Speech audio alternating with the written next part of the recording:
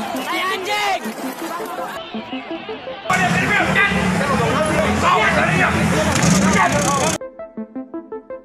Akhir-akhir ini Indonesia tengah berduka.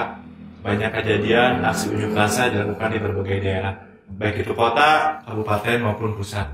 Hal ini disebabkan oleh pengesahan Undang-Undang Cipta Kerja atau biasa disebut Omnibus Law yang terkesan tergesa-gesa. Hal ini menjadi polemik di masyarakat hingga banyak aksi unjuk rasa yang dilakukan.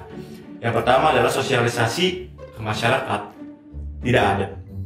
Hal itu membuat masyarakat tidak tahu menahu perihal Undang-Undang Cipta Kerja ini. Kemudian apa sih kepentingannya?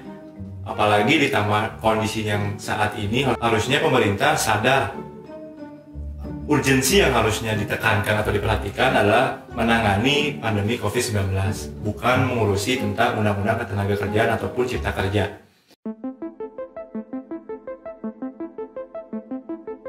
Omnibus Law adalah sebuah konsep pembentukan undang-undang yang mencakup 11 poin cipta lapangan kerja yang berisi 6 poin perpajakan. Tujuan diberlakukan Omnibus Law ini untuk meningkatkan pertumbuhan ekonomi di Indonesia. Yang pertama adalah meningkatkan iklim usaha yang kondusif dan atraktif bagi investor. Kita harus mengundang investasi yang seluas-luasnya, Kemudian yang kedua adalah meningkatkan pertumbuhan ekonomi Indonesia. Yang ketiga, meningkatkan kapasitas hukum dan mendorong minat warga negara asing bekerja di Indonesia. Warga negara asing.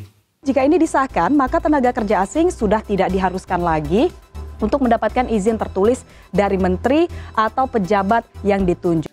Yang keempat, mendorong kepatuhan sukarela wajib pajak.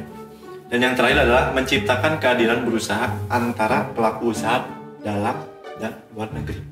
Ada dibentuknya Satgas Omnibus Law ini sendiri yang berisikan orang-orang yang pelaku ekonomi, baik itu industri maupun akademisi. Ya, akademisi juga. Bisnis. Kelas kakap.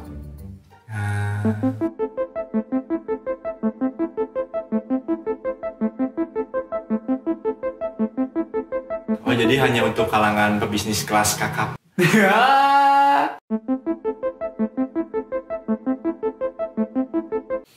Menurut para ahli, ada Easton dan Gabriel Almond, pembuatan kebijakan itu harus ada input, baik lingkungan, adanya tuntutan dan dukungan, diolah oleh sistem politik, dan menghasilkan produk politik. Kita tahu bahwa buruh memang mendapatkan diskriminasi ya dari dulu, perihal mungkin UMR maupun kesejahteraannya.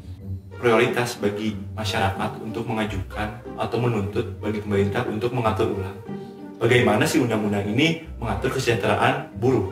Tetapi pada kenyataannya di undang-undang ini tertera 11 poin yang mungkin merugikan, baik itu tentang UMR, kesejahteraannya, kemudian terkait cuti-cutinya. Nah, apakah itu bentuk tuntutan dari masyarakat? Kan enggak.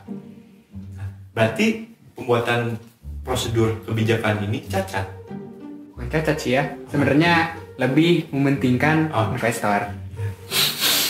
Tapi balik lagi kan, ya, tahap-tahapan yang tidak menurut prosedur yang tadi saya sebutkan. Nggak ada sosialisasi, kemudian nggak ada tuntutan dan dukungan dari masyarakat, dari lingkungan. Lingkungan siapa, tuntutan siapa?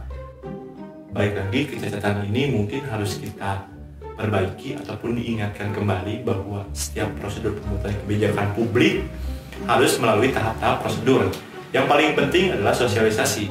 Kenapa? Jadi kita bisa mengetahui bahwa di lapangan ataupun di masyarakat itu terjadi suatu pergolakan mengenai isu-isu kesejahteraan maupun yang kemarin-kemarin tentang RUU KUHP. Nah, hal ini bisa menyebabkan mispersepsi kalau misalkan dari pemerintah sendiri tidak ada sosialisasi. Dari pemerintah bilang A, kemudian diolah oleh masyarakat B karena tidak ada sosialisasi.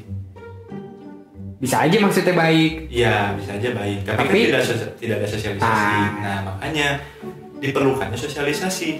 Demokrasi kan mementingkan rakyat dan kemudian merangkul berbagai pihak, bukan hanya satu pihak. Kalau gitu kita otoriter. Otori. Coba renungkan. Haha.